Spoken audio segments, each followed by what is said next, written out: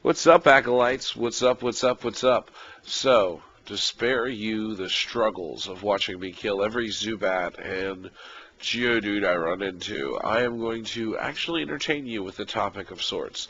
So, I decided to rank my top generations, starting with my least favorite generation and going all the way to my top one. So, number 6 is, of course, Generation 5. I just was not a big fan of it.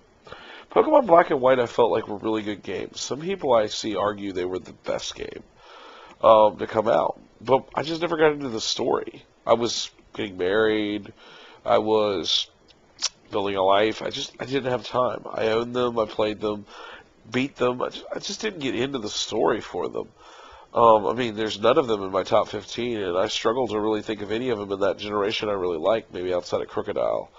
So, sorry if you're a Gen 5 fan. That's the great thing about this is we can all have our own different rankings. I'm sure someone else is going to put mine at the bottom, so that's just where I am. So Gen 5 comes in at the bottom. That's where it is. Alright, so with Gen 5 being addressed as the bottom one, my next to the bottom one, my number 5 is Gen 4.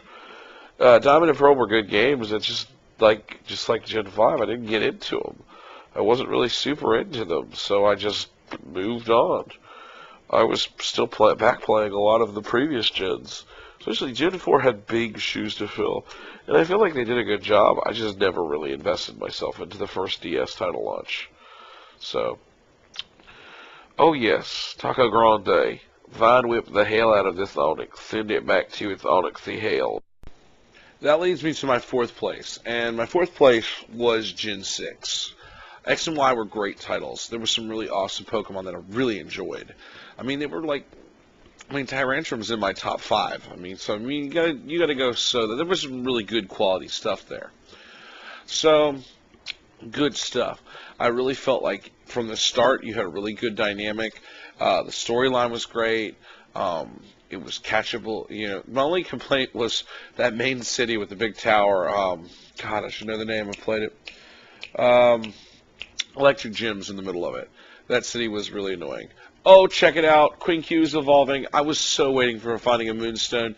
This Nidoqueen is going to be our bread and butter, y'all. Like the Beyonce of our game. Instead of Queen Bee, it is Queen Q. And she is quite ready to destroy everyone. So, with that being said, the Nidoqueen will be going to be so good in a Nuzlocke because their stats, their ability to learn so many TMs, I'm just going to eat face with this Nidoqueen. Teach a Rock Tomb just for good measure. So Gen 6, like I really felt like it was a really quality generation. So the next gen that I hit, my number 3 is of course Gen 3. Excellent. A lot of people came in for Ruby and Sapphire. I talk to my students all the time. You know, and so they're significantly younger than me, and that might have been the first title they played. They were good. They had a lot of really just great game dynamics. The legendaries were fun. The Team Aqua versus Team Magma kind of concept. It was cute. Like the different versions of different bosses. That was different. I mean, it was enjoyable.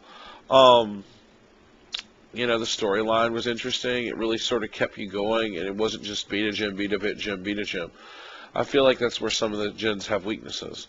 So, anyway, good generation. Gen, gym, they sound so similar. People are going to get confused by all that.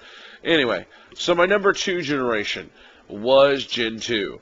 And, man, I really enjoyed it. It was so different from Gen 1. It really kept the Pokemon thing going. There was some really awesome Pokemon that came out of it. The whole rival was sort of a crook kind of thing. It was cool. They moved you around in different ways. It wasn't so linear. I just enjoyed that. I thought that was a really good title. All the starters were cute. Totodile, of course, being one of my tops. I just thought it was a really fun little run. I mean, the Pokemon were unique. They looked like the Gen 1 Pokemon. They really kept building up. They introduced Steel and Dark, which were 2 really unique and different typings. And then, of course, my number 1 is Gen 1. And everyone's list is going to be different. Gen 1 was the thing that captivated us. I will always make any argument with anyone that Gen 1 was the most important generation. Why? We're 20 years into Pokemon, folks. None of it would exist if we didn't have such a beautiful Gen 1. I mean, those Bulbasaur, Charmander, Squirtle, and Pikachu, those 4 were synonymous with pushing the face of Pokemon. I mean, people, if I walked up to someone on the street and I said, is this a Pokemon? And I showed them a picture of any of those four, they're probably going to know, especially if it's Pikachu.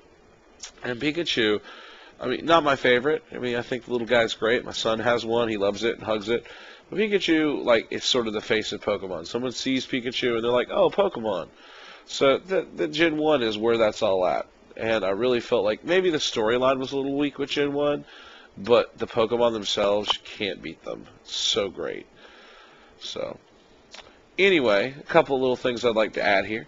One, how hilarious is it that we're beating up these Team Rocket members, which, you know, look like these seasoned adult thugs, and we're like this 10-year-old kid, and we're like, oh, I defeated your Rattata and your Sandshrew. And he's just like, oh, shucks, better let this 10-year-old kid go by. I was in the mood to do some illegal, illicit activities, too.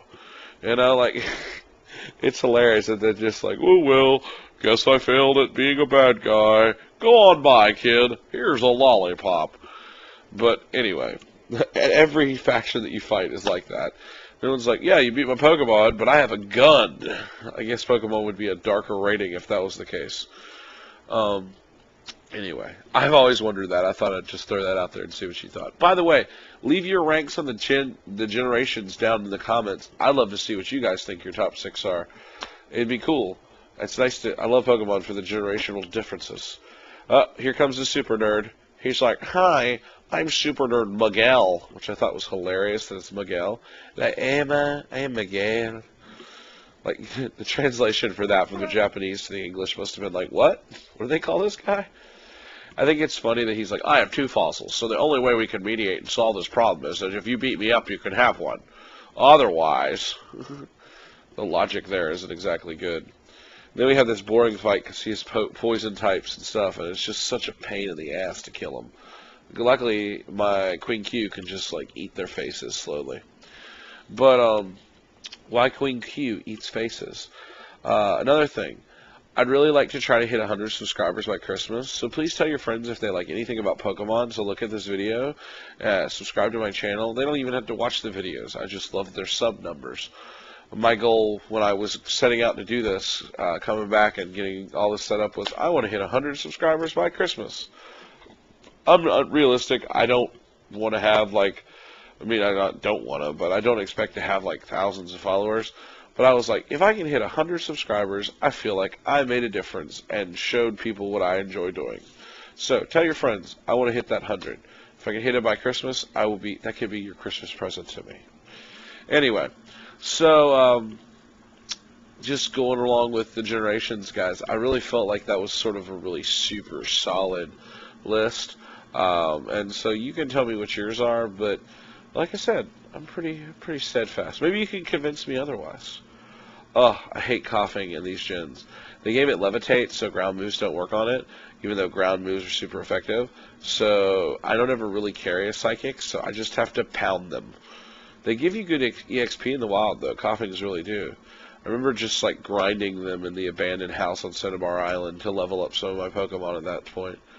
But, I mean, like, they're so annoying to fight. But here we go, rock tubing it out, and yeah.